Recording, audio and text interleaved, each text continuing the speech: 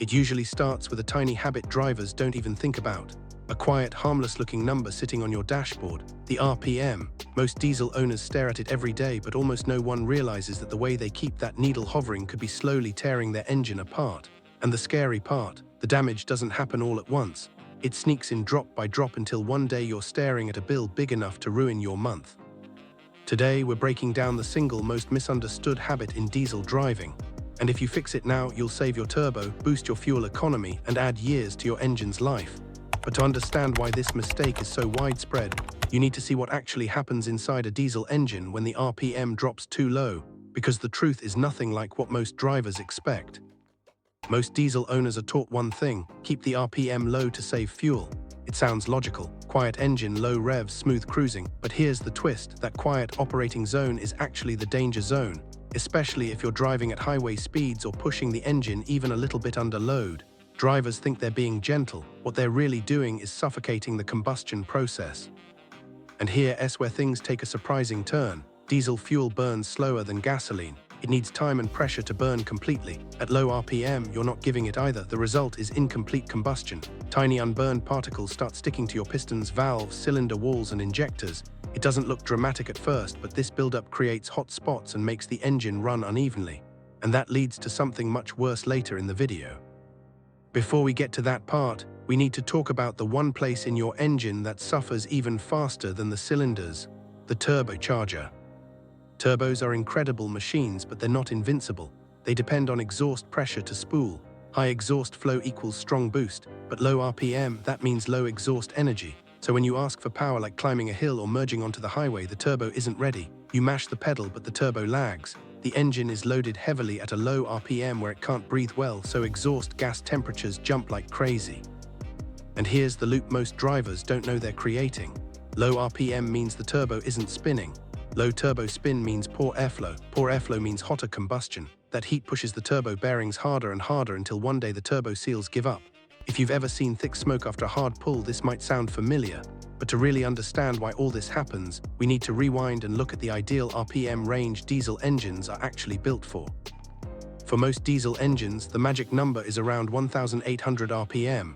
That's the point where fuel burn time, piston speed, and turbo efficiency come together almost perfectly. At this RPM, the combustion is complete, the turbo is happy, temperatures stay under control, fuel efficiency peaks, and the stress on internal components is incredibly low. But here's the part nobody tells new diesel owners: that sweet spot isn't universal. Heavy-duty, low-revving diesels may run best slightly lower, around 1,600 to 200. Modern high-output diesels may like 2,000 to 800. The right range depends on your engine's design, torque curve, and gearing. And if you run too far below that range when the engine is working, that's where the real trouble begins. Because the next problem that shows up is the one mechanics talk about all the time: high exhaust gas temperatures. EGT is the silent killer of diesel engines. You can't see it, you can't hear it, and you don't feel it until the damage is already done. Under heavy load at too low an RPM, EGT can shoot above 1400 degrees F. That's hot enough to warp metal, cook oil inside turbo bearings, and overheat pistons. And unlike gasoline engines, diesels don't rely on spark, they rely on heat and pressure. When the temperature goes out of control, the entire combustion process becomes unstable. This is why experienced diesel mechanics always warn against lugging a diesel engine. Lugging is when the engine is working hard at very low RPM. Long-term lugging doesn't just wear things out, it accelerates every type of damage at the same time. Carbon buildup, injector strain, turbo fatigue, overheating, they all stack on top of each other. But what happens if you flip the script and run your diesel where it actually wants to operate? That's where things get a lot better. Based on real-world testing, most diesels are happiest between 1,800 and 3,000 RPM. That's the zone where efficiency, airflow, and combustion line up. For highway cruising, 2,000 to 500 RPM keeps ever.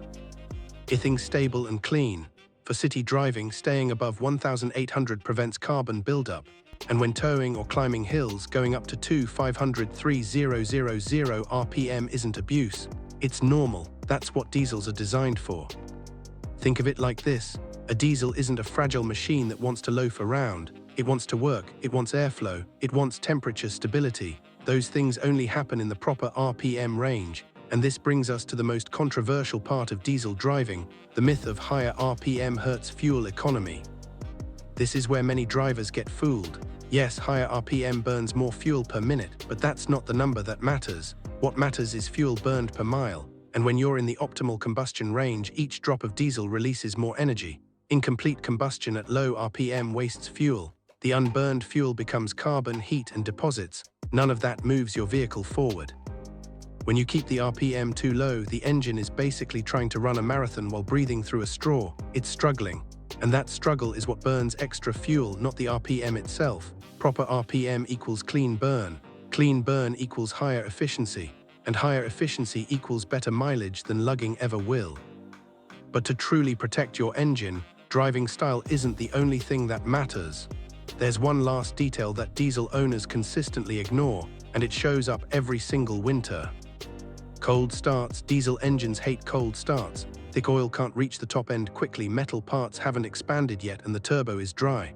Revving a cold diesel is one of the fastest ways to wear out internal parts. The solution is simple: idle for 30 to 60 seconds, then drive gently. Let the engine warm up under light load, then gradually bring it into the proper RPM range. This protects everything from the injectors to the turbo bearings. And if you're wondering whether this applies to both manual and automatic diesels, the answer is absolutely. Manual drivers need to pick gears that keep the RPM healthy. Automatic drivers should avoid eco modes that force the engine into low RPM strain. Sport mode or manual shifting can help a lot, especially on hills or when towing. And once you start paying attention, you'll see exactly how different your engine feels when it's not being suffocated by low RPM.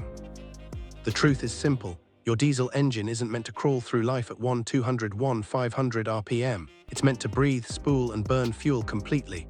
Operating between 1,800 and 3,000 RPM doesn't hurt the engine, it protects it. It keeps temperatures in check, it reduces carbon, it improves turbo response, and it gives you the power the engine was designed to deliver. If you stop forcing your diesel to work hard at low RPM, the difference is immediate. Your throttle response improves, your mileage increases, your engine runs smoother, and the risk of long-term failure drops dramatically.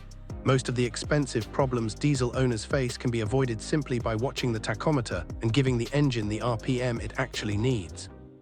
In the end, the goal isn't to make your engine work harder, it's to make it work smarter. And a smart diesel engine is one that stays in the RPM range it was built for. The next time you're driving, watch that needle, keep it above 1,800, cruise at 2,000 to 500, let it climb when towing, and don't be afraid of the sound of a diesel doing what it was made to do. Your engine will run cleaner, your turbo will last longer, your fuel efficiency will improve, and most importantly, your diesel will stay healthier for years to come.